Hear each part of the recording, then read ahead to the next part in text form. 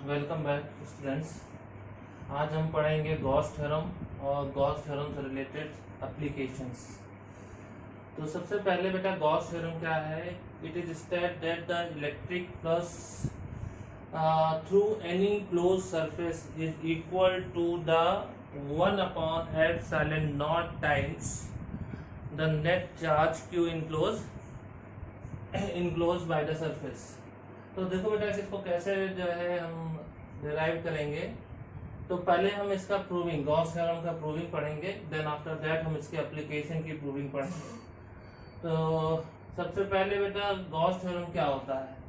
तो Gauss theorem में हमें ये प्रूव करना है कि किसी सरफेस के अंदर अगर क्यू चार्ज इनक्लोज्ड है तो उस समय जो फ्लक्स चेंजमेंट होगा वो बेटा 1/f(0) टाइम्स क्यू होगा। तो इसको कैसे करेंगे बेटा, यहाँ देखते हैं। हम सपोज एक स्फेरिकल सेल ले लेते हैं।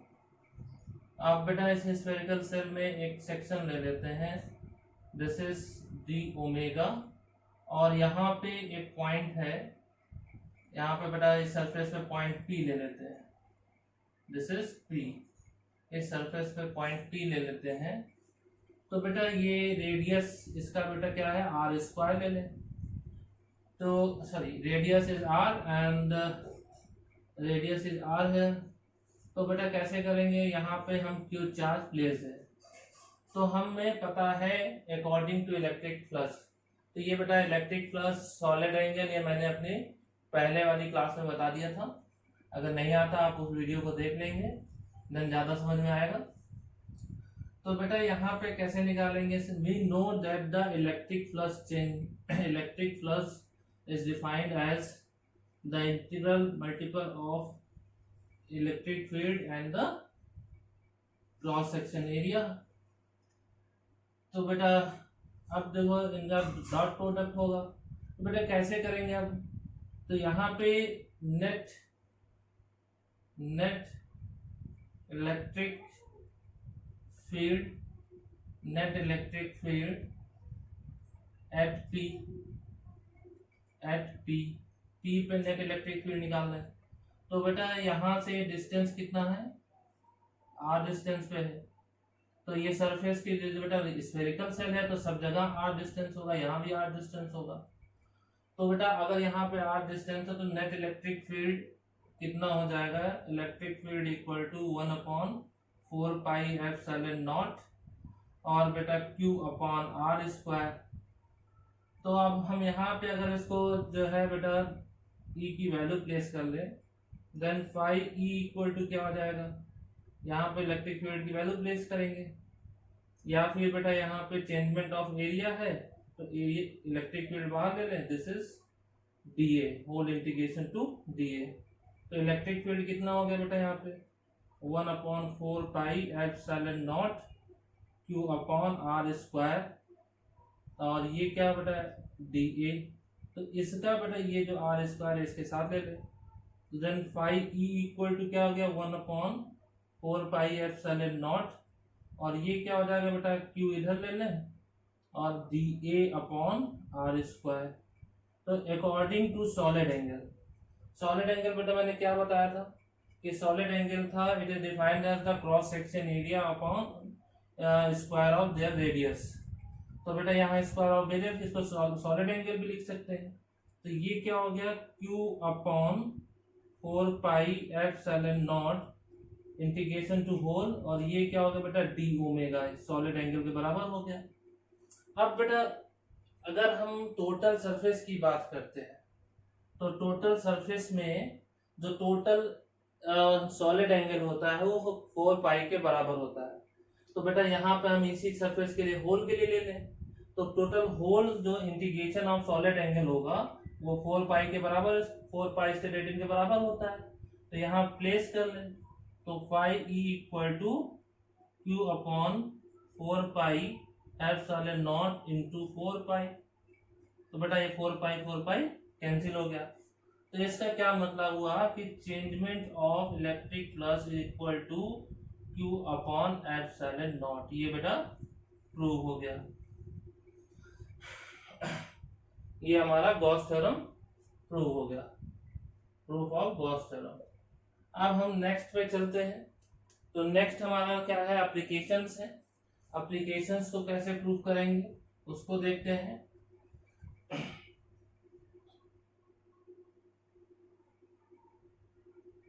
तो बेटा पहला एप्लीकेशन इसमें है electric field due to the uniformly charge straight wire.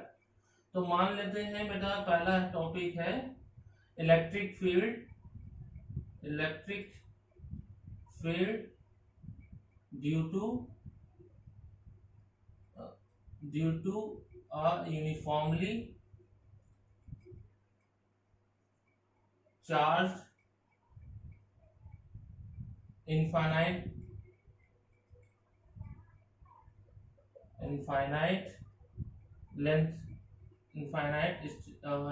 Length का वायर होगा बेटा, ये इनफाइनाइट लेंथ स्ट्रेट वायर। तो बेटा कैसे सॉल्व करेंगे इसको, यहाँ ध्यान देते हैं। तो सबसे पहले हम एक स्ट्रेट वायर ले लेते हैं। ये इनफाइनाइट लेंथ का है, हमें नहीं पता कितने का है, लेकिन अगर हमें यहाँ पे चार्ज मान लेते हैं बेटा, ये पॉजिटिव चार्ज डिस्ट्रीब्यूटेड है एक स्मॉल लेंथ में। अगर बेटा ये स्मॉल लेंथ में डिस्ट्रीब्यूटेड है तो electric field for positive charge क्या होता है बेटा, बाहर की ओर एक्टेड होता है। यानी कि इस सरफेस से चारों तरफ इलेक्ट्रिक फील्ड बाहर की डायरेक्शन में एक्ट होगा। तो यानी कि बेटा इलेक्ट्रिक फील्ड ये बनेगा, इलेक्ट्रिक फील्ड डिस्टेंस ये यहाँ से यहाँ तक एक्टेड होगा इस डायरेक्शन में। तो ये बेटा क्या हो जाएगा, ये एक तरह का सिलेंडर फॉर्म कर लेगा। तो सिलेंडर फॉर्म कर लिया। अब बेटा यहाँ बात होती है कि ये लेंथ हम मान लेते हैं कि ये लेंथ हम कितना ले रहे हैं, एल। तो एल बेटा वो इनफाइनाइट लेंथ कितना है वो आप ले सकते हैं। तो अब बेटा यहाँ पे कैसे क्या करेंगे कि यहाँ पे बेटा इलेक्ट्रिक फील्ड लाइन, मैंने तुम्हें लास्ट क्लास में बताया था कि जब इलेक्ट्रिक फील्ड लाइन और वेक्टर एरिया वेक्टर एक डायरेक्शन में होता है तो फ्लक्स चेंज निकालते हैं, और अगर दोनों एक दूसरे के परपेंडिकुलर होते हैं तो फ्लक्स चेंज जीरो हो जाता है। तो अगर हम इस डायरेक्शन में देखते हैं तो इलेक्ट्रिक फील्ड इस डायरेक्शन में एक्ट कर रहा है, और इसी पे एक सरफेस एरिया हम ले लेते हैं डीए, तो ये भी इसी डायरेक्शन में है। अगर हम परपेंडिकुलर की बात करें, हम इधर सरफेस एरिया ले लें तो बेटा यहाँ पे क्या डीए इधर हो गया, लेकिन इलेक्ट्रिक फील्ड डायरेक्शन बेटा इधर है। तो ये दोनों एक दूसरे से क्या बन रहा है, 90 डिग्री। तो इधर फ्लक्स, इलेक्ट्रिक फ्लक्स की वैल्यू जीरो होगा, यहाँ कोई चेंजमेंट नहीं होगा। यहाँ बात करें अगर डीए इधर ले ले, इलेक्ट्रिक फील्ड डायरेक्शन इधर है, तो इन दोनों के बीच 90 डिग्री हो गया, तो यहाँ पे इलेक्ट्रिक फ्लक्स जीरो हो जाएगा। तो अब बेटा यानी कि ये इसके कंपैरिजन में इलेक्ट्रिक फ्लक्स चेंजमेंट जीरो हो गया, इसके कंपैरिजन में इलेक्ट्रिक फ्लक्स चेंजमेंट जीरो हो गया। तो यानी कि बेटा यानी इसी सरफेस में निकालना है। तो चेंजमेंट ऑफ इलेक्ट्रिक फ्लक्स क्या बताया बेटा, that is E integration to whole D A. अब बेटा अगर हम इसका एरिया का इंटीग्रेशन करते हैं तो ये तो बेटा स्मॉल एरिया है। अगर हम पूरे एरिया की बात करें तो ये एक तरह का सिलेंडर फॉर्म कर रहा है। तो सिलेंडर फॉर्म का कर रहा है तो सिलेंडर का कर्व सरफेस एरिया कितना होगा, तो 2 पाई आर एच होता है, आपने पढ़ा होगा, लेकिन यहाँ एच की जगह एल ले रखा है। तो ये क्या हो जाएगा, phi E equal to E into 2 pi R L. यहाँ हाइट जो है एल रिप्रेजेंट की गई है। But by the Gauss theorem,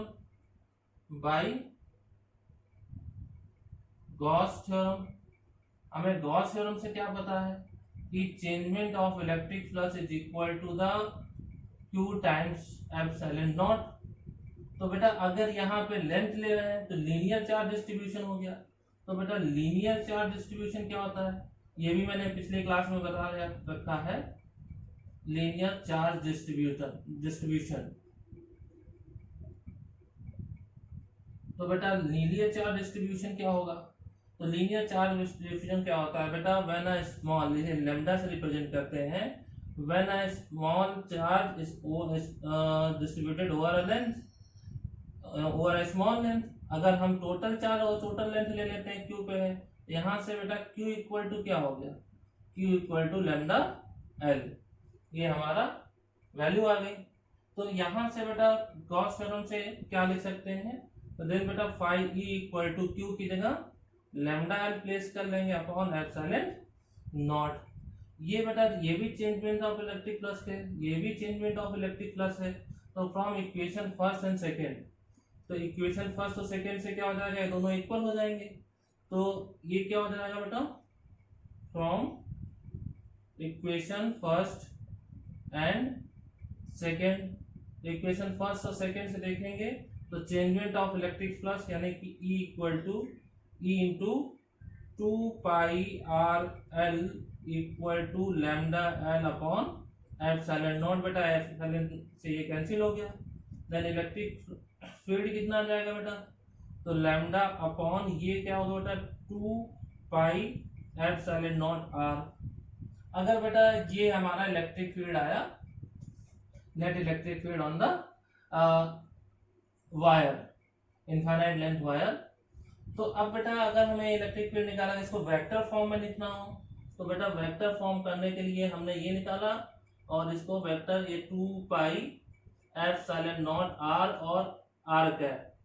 ये बेटा r कैप क्या है, r कैप ये बेटा रेडियस पे जा रहा है तो उसका यूनिट वेक्टर है और कितने मैग्नीट्यूड है उससे मल्टीप्लाई हो गया, तो ये क्या हो गया बेटा वेक्टर फॉर्म, ये वेक्टर फॉर्म में रिप्रेजेंटेशन हो गया। अब बेटा नेक्स्ट टॉपिक पे चलते हैं। नेक्स्ट टॉपिक क्या है बेटा, electric field due to uniformly charge surface. तो यूनिफॉर्मली चार्ज सरफेस कैसे निकालेंगे बेटा,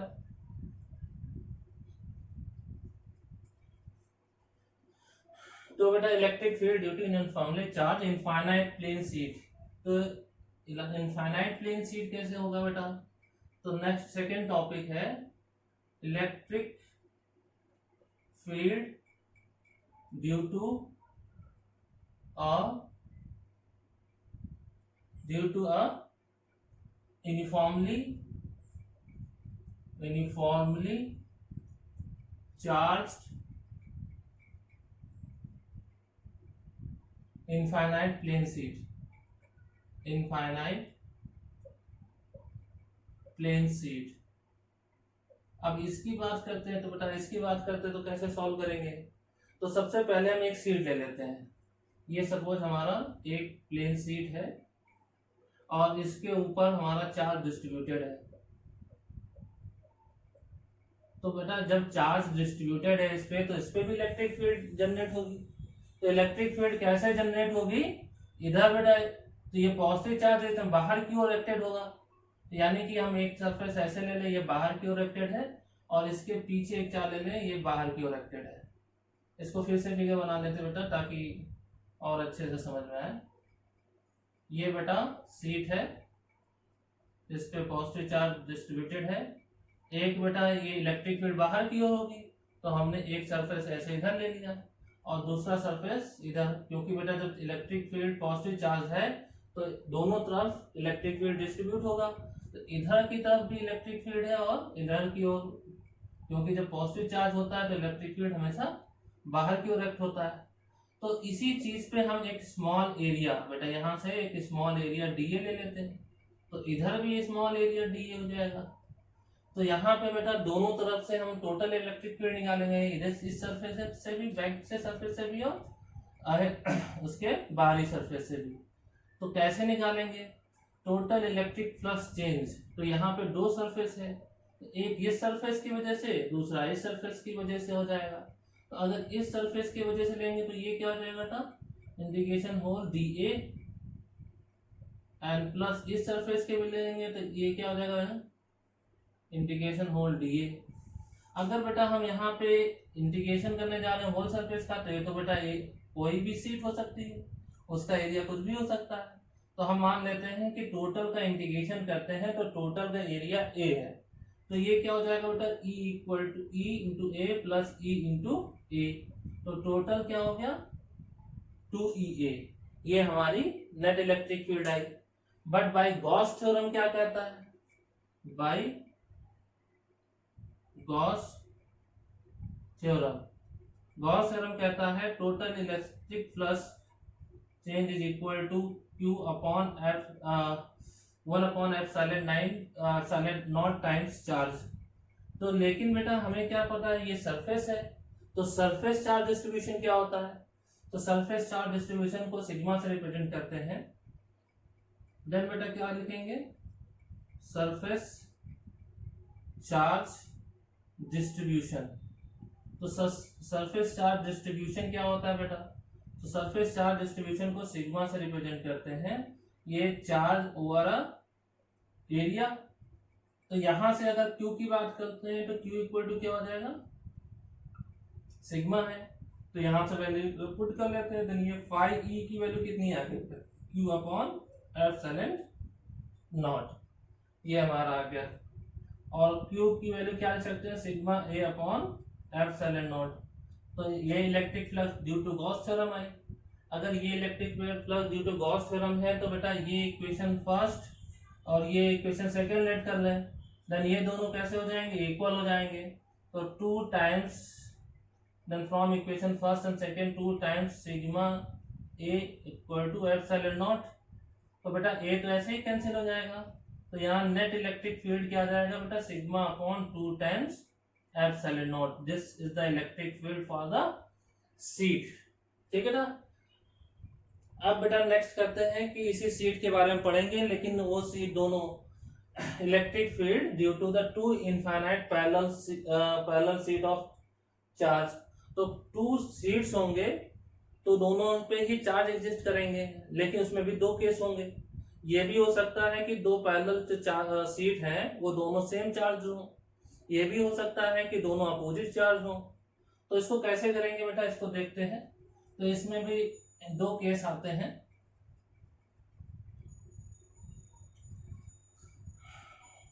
ये टॉपिक बेटा खत्म हो गया है, इसको रफ कर देते हैं, जो टॉपिक पढ़ा दिया है।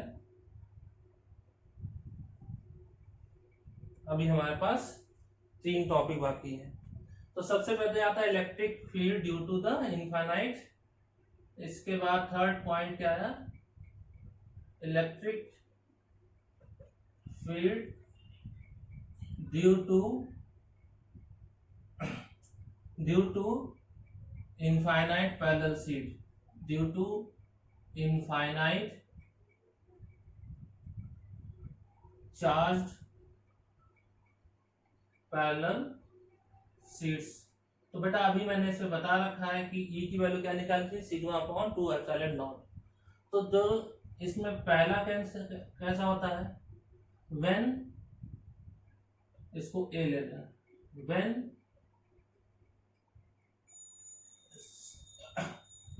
both seats are positive charged। अगर हम मान लें दोनों ही से पॉजिटिव चार्ज है, तो ये देखो बेटा एक ये सीट ले लिया और एक ये सीट ले लिया, दोनों ही सीट पॉजिटिव चार्ज है, ये भी सीट बेटा पॉजिटिव चार्ज है। अब इसको कैसे सॉल्व करेंगे, इसमें नेट इलेक्ट्रिक फील्ड होगी तो कैसे निकालेंगे। अब बेटा इसमें अगर हम मान ले एक पॉइंट अंदर ले ले P और यहाँ पे आउटसाइड पे P ले ले P डैश, यहाँ बेटा आउटसाइड पे P डैश, तो हम इलेक्ट्रिक फील्ड बेटा इनसाइड और आउटसाइड दोनों निकालेंगे। अब मैंने क्या बता रखा था बेटा, ये पॉजिटिव चार्ज है तो पॉजिटिव चार्ज की इलेक्ट्रिक फील्ड लाइन बाहर की ओर निकलती है, तो यानी कि ये E1 इधर की ओर निकल रहा है और इधर भी E1 निकल रहा है।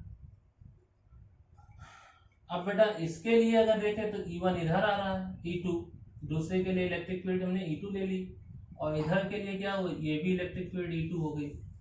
लेकिन अगर बेटा ये E2 इधर डायरेक्टेड है तो यहाँ पे बेटा E2 इधर डायरेक्टेड होगा क्योंकि बाहर की ओर डायरेक्शन में है, और सेम थिंग E1 इधर डायरेक्टेड है तो E1 भी इधर डायरेक्टेड होगा क्योंकि ये बाहर की ओर है।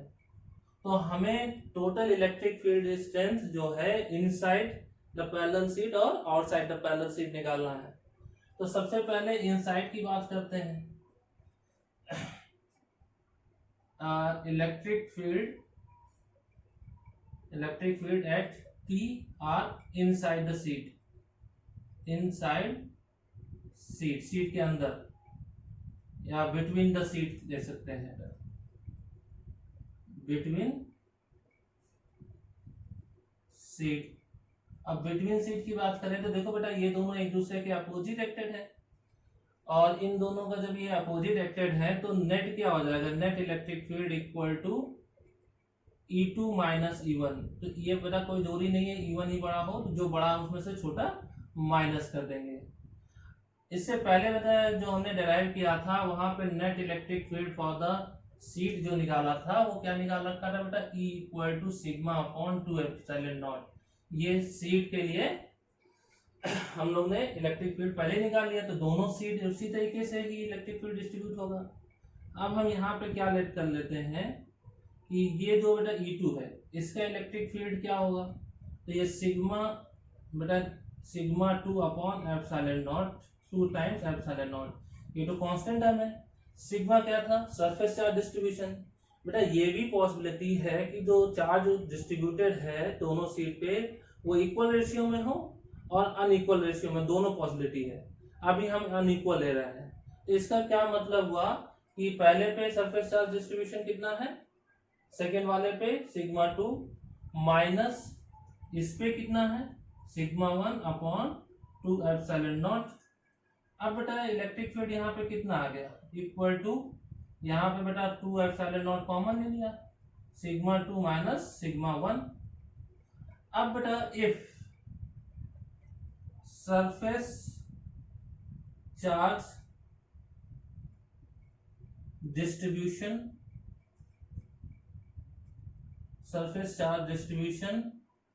इज सेम, अगर दोनों में इक्वल है तो यानी sigma 1 equal to sigma 2 equal to sigma लें। तो यहां जब बेटा सिग्मा सिग्मा लिखें तो नेट इलेक्ट्रिक फील्ड क्या हो जाएगा, 0, अगर दोनों इक्वल है तो, और इक्वल नहीं है तो बेटा ये उनका मैग्नीट्यूड है।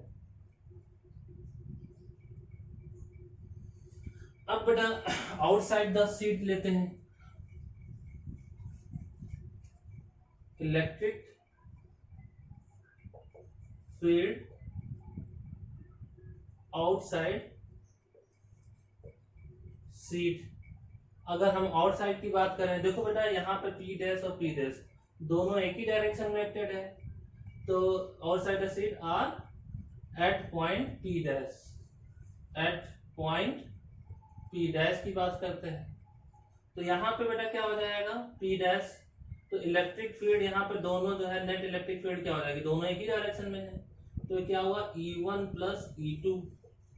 तो यहाँ की बात करें तो ये बेटा क्या हो गया sigma 1 upon 2 epsilon not plus sigma 2 upon 2 epsilon not.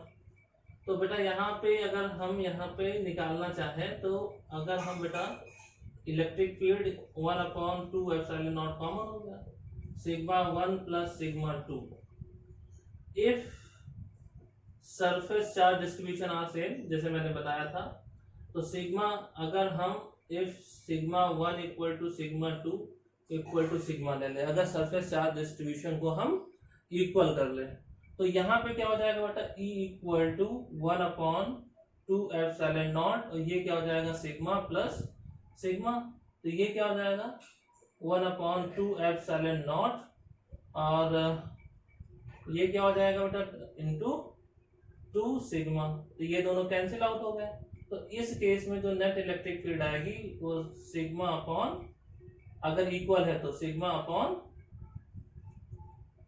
Upon epsilon naught, ये हमारा नेट आएगा। इन एक्चुअल अगर डिफरेंस होगा तो ये हमारा इलेक्ट्रिक फील्ड है, अगर सेम है तो ये हो गया। अब इसी में बेटा when both are positive charge, अब हम बेटा क्या डिस्कस करने जा रहे हैं कि यही दो सीट होंगे, एक पॉजिटिव चार्ज होगा और दूसरा नेगेटिव चार्ज होगा, तो यानी अपोजिट होंगे तो क्या होगा,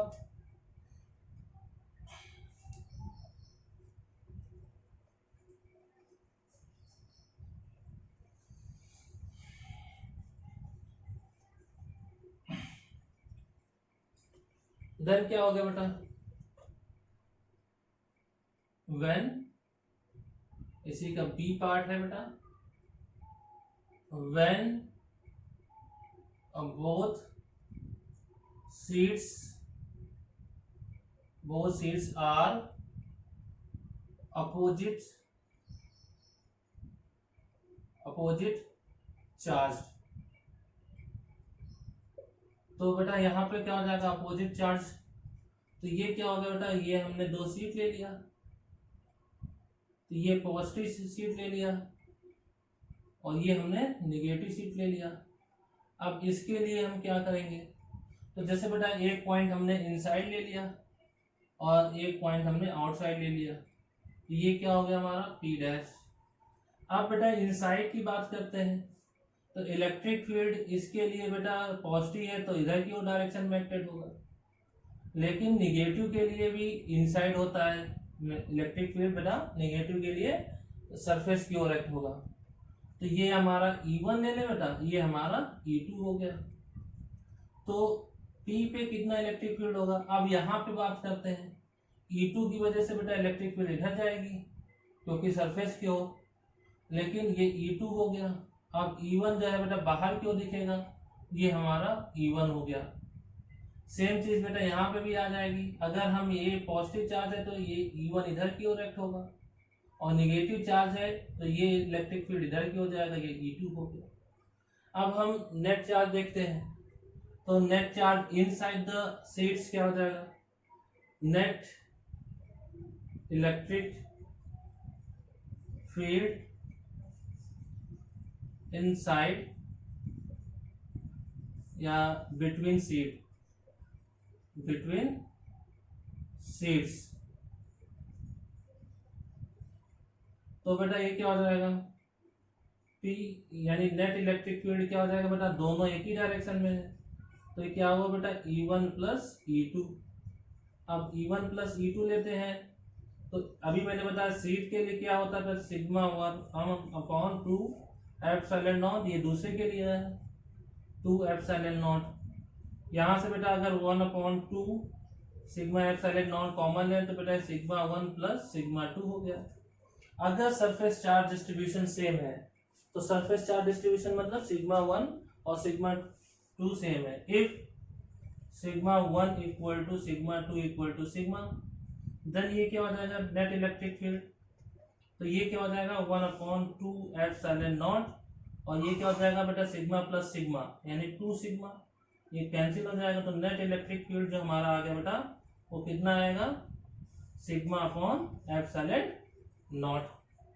अब बेटा आउटसाइड ले लें, ये बिटवीन था, तो देन बेटा क्या होगा इलेक्ट्रिक फील्ड आउटसाइड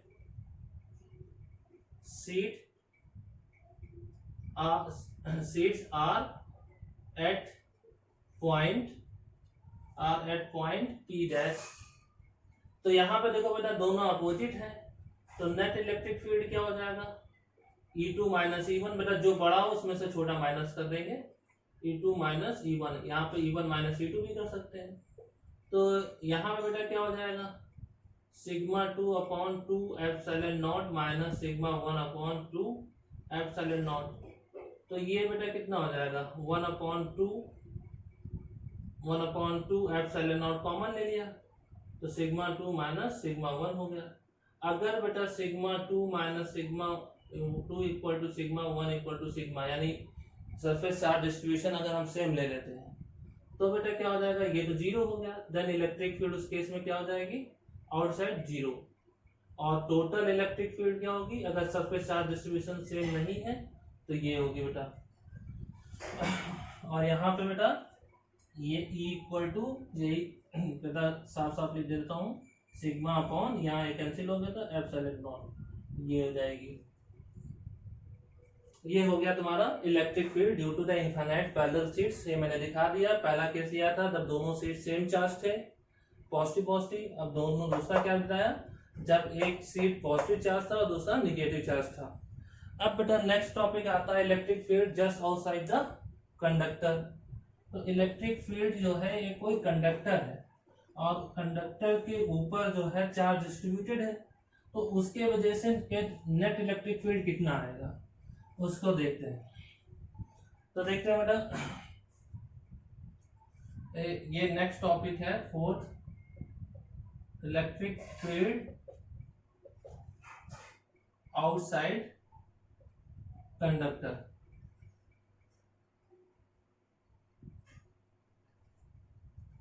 ठीक है ना, आउटसाइड कंडक्टर। तो जैसे बेटा हम कोई भी सरफेस ले लें, ये हमारा सरफेस है, इसके सरफेस यानी कि बेटा ये हमारा कोई कंडक्टर है और उसके सरफेस पे हमारा चार्ज डिस्ट्रीब्यूटेड है, तो इक्वली डिस्ट्रीब्यूट होगा। तो इस सरफेस के ऊपर कोई भी एक सरफेस ले लेते हैं, मतलब ये हमारा सरफेस ले लिया, इसका इंडिकेशन ये है। तो बेटा जब ये पॉजिटिव चार्ज है तो इलेक्ट्रिक फील्ड जो है बेटा बाहर की ओर एक्टेड होगा, और इसी सरफेस पे एक स्मॉल एरिया डी ए ले लिया हमने, और इसमें कोई कंपोनेंट नहीं आएगा क्योंकि चाहे बेटा यहां से देखोगे तो भी वैसे ही लेना पड़ेगा। तो हमने एक स्मॉल एरिया के लिए ले रहे हैं, उसके बाद हम उसको होल के लिए ले लेंगे। देन इलेक्ट्रिक फ्लक्स चेंज कितना हो जाएगा, तो इलेक्ट्रिक फ्लक्स कितना हो जाएगा बेटा, इलेक्ट्रिक फ्लक्स, तो इलेक्ट्रिक फ्लक्स कितना हो जाएगा, phi E equal to E integration to the whole D A. तो यहाँ बेटा टोटल होल सरफेस को ले रहे हैं, तो फाई ई कितना बराबर हो जाएगा, phi equal to E into A. ये हमारा होल सरफेस के लिए इलेक्ट्रिक फ्लक्स आ गया। तो अब बेटा कहता है by Gauss theorem, by Gauss theorem लेते हैं, बाय गॉस थ्योरम। अगर बाय गॉस थ्योरम लेते हैं बेटा तो क्या आता है, अब बेटा बाय गॉस थ्योरम जब हम लेंगे तो हमें पता है changement of electric flux is equal to the 1/ε0 into Q charge enclosed by the surface. तो ये हो गया। लेकिन बेटा ये क्या बताया था, ये हमारा कंडक्टर है और उसके सरफेस पे पूरा चार्ज डिस्ट्रीब्यूटेड है, तो यानी सरफेस पे चार्ज डिस्ट्रीब्यूटेड है, यानी कि यहाँ सरफेस चार्ज डेंसिटी लगेगा। देन बेटा क्या होगा, surface charge distribution, surface charge distribution कितना हो जाएगा, सरफेस चार्ज डिस्ट्रीब्यूशन। तो सरफेस चार्ज डिस्ट्रीब्यूशन कितना हो जाएगा बेटा, ये होता है sigma equal to Q upon A, या फिर हम क्यू इक्वल टू क्या ले सकते हैं बेटा, सिग्मा है तो क्यू की जगह रख लें, इसको इक्वेशन फर्स्ट मान लेते हैं। तो फाई इलेक्ट्रिक फ्लक्स कितना हो जाएगा बेटा, sigma A upon epsilon not. अब बेटा ये इसको इक्वेशन सेकंड लेट कर लेते हैं। ये electric flux by the integration है कि होल सरफेस पे कितना है, ये electric flux by Gauss theorem है, तो टोटल इलेक्ट्रिक फील्ड कितना हो जाएगा, यहाँ पे दोनों को हम इक्वल कर लें, इक्वल कर लेंगे तो हमारा इलेक्ट्रिक फील्ड आ जाएगा। तो क्या हो जाएगा बेटा, from equation first and second, तो इक्वेशन फर्स्ट और सेकेंड में से क्या हो जाएगा बेटा, E A equal to sigma A upon epsilon not. तो यहाँ पे अगर किसी सरफेस के लिए बात होगी बेटा तो इलेक्ट्रिक फील्ड कितना हो जाएगा बेटा, अभी मैंने सीट के लिए बताया था, तो सीट के लिए बताया था सिग्मा अपॉन 2 एप्सिलॉन नॉट। लेकिन कोई कंडक्टर सीट होगी तो क्या होगा, कोई भी कंडक्टर होगा तो उसके ऊपर क्या होगा, sigma upon epsilon naught. Next topic जो हमारा आता है last one, electric field due to uniformly charge spherical shell. तो आप सेल के लिए चार्ज निकालते हैं।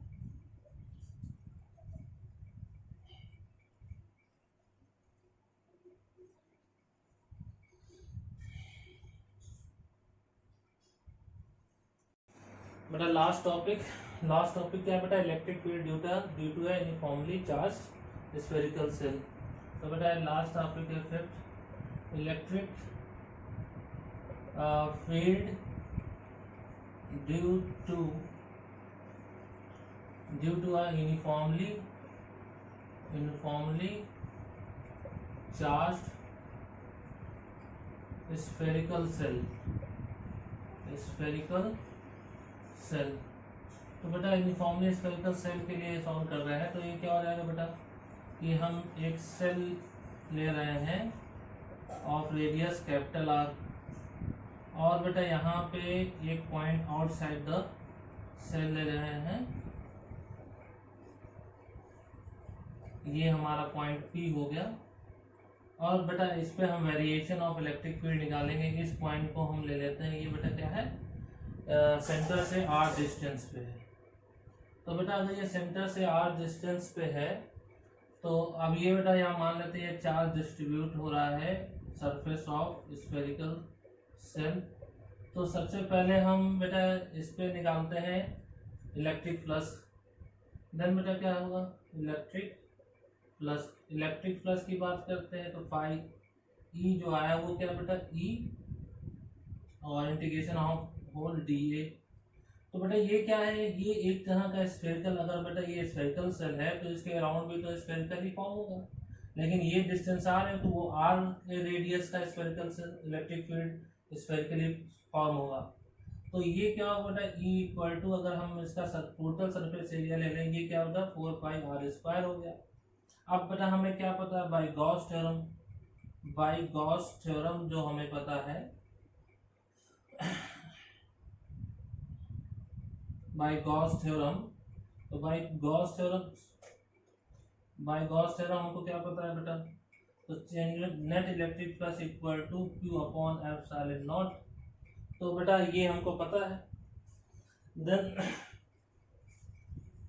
देन बेटा ये हम इसको इक्वेशन फर्स्ट ले लेते हैं, this is equation first and this is equation second, और हमें फ्रॉम इक्वेशन फर्स्ट और सेकंड से दोनों ही इलेक्ट्रिक फ्लक्स है तो दोनों बराबर होंगे। तो यानी कि बेटा ये क्या हो जाएगा E into 4πr² equal to Q upon epsilon not. तो बेटा यहाँ जो इलेक्ट्रिक फील्ड आया वो क्या है 1/4π एप्सिलॉन नॉट एक साथ ले लिया और r² डिवाइड हो गया बेटा। तो ये हमारा electric field E into 4πr² equal to Q upon r²। तो ये हमारा बेटा electric field at point P आ गया। अब बेटा इसके हम वेरिएशन की बात करते हैं, ये तो आउटसाइड है, तो अगर हम इसे वेरिएशन की बात करते हैं तो यहाँ पे बेटा सरफेस चार्ज डिस्ट्रीब्यूशन क्या होगा, सरफेस चार्ज डिस्ट्रीब्यूशन की बात अगर हम करते हैं बेटा तो इसको हम sigma equal to Q upon A लिखते हैं, और Q इक्वल टू क्या हो जाएगा बेटा सिग्मा है। अगर हम इसको जो है सरफेस, इसके सरफेस पे हम मान लें तो इसको बेटा ये जो है Q इक्वल टू सिग्मा और 4π कैपिटल R² ले सकते हैं। तो इस Q की वैल्यू यहाँ पे प्लेस करें तो E इक्वल टू क्या हुआ 1/4π एप्सिलॉन नॉट या सिग्मा 4π R² अपॉन R²। देखो बेटा 4π से 4π कैंसिल हो गया, तो इलेक्ट्रिक फील्ड क्या बचा sigma upon epsilon not R² upon small square. ये तो बेटा ये स्फेरिकल सेल और आउटर पॉइंट पे है। अगर हम मान लेते हैं बेटा electric field at surface of sphere की बात करते हैं, अगर सरफेस पे निकालना है तो ये क्या हो जाएगा बेटा स्मॉल और कैपिटल R इक्वल हो जाएंगे। तो यहाँ पे जब रखेंगे तो बेटा इलेक्ट्रिक फील्ड क्या हो जाएगी epsilon naught capital R² upon capital R²। तो ये क्या हो जाएगा बेटा E equal to sigma upon epsilon not. तो ये बेटा एट द सरफेस आ गया। जो इससे पहले हमने टॉपिक लिया था electric field on the conductor, तो electric field on the conductor पे बेटा हमने क्या लिया था, वहां पे electric field on the conductor मैंने यही बताया था बेटा। तो कंडक्टर में तो स्फेरिकल सेल भी ले सकते हैं, देखो वही है ना बेटा, अगर वहां पे स्फेरिकल सेल लेते हैं तो भी यही आता।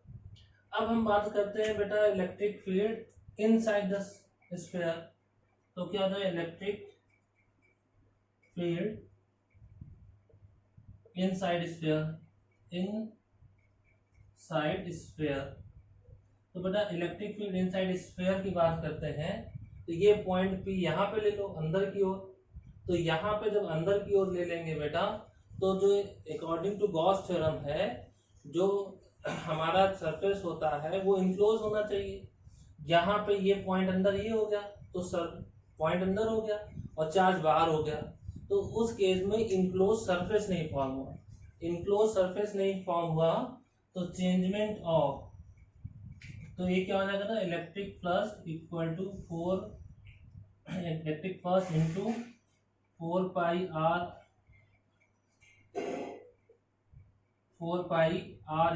Will be 0। तो इनसाइड द फ्लक्स अगर बात करते हैं तो इलेक्ट्रिक फील्ड 0 के बराबर होगी।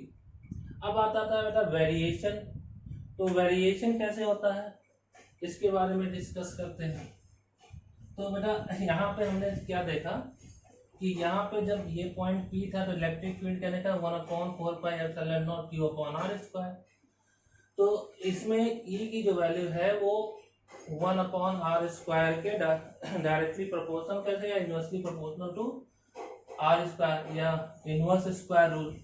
तो अगर हम इसी को ऐसे बेटा ये हम मान लेते हैं कोई हमारा सेल है, तो यहाँ पे जब हमने निकाला तो हमारी इलेक्ट्रिक फील्ड मैक्सिमम आई। तो यहाँ पे अगर चार्ज डिस्ट्रीब्यूटेड है,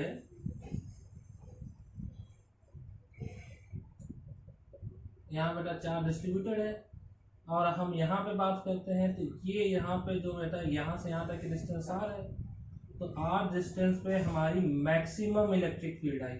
लेकिन जैसे जैसे आगे बढ़ते गए तो ये 1 direct inversely proportional to r²। जैसे जैसे आगे बढ़ते गए बेटा ये देखिए इलेक्ट्रिक फील्ड कम होती गई। एक प्लेस पे जाके इलेक्ट्रिक फील्ड डिस्टेंस कम हो जाएगी, तो वहाँ पे आगे जाके 0 हो जाएगी बेटा।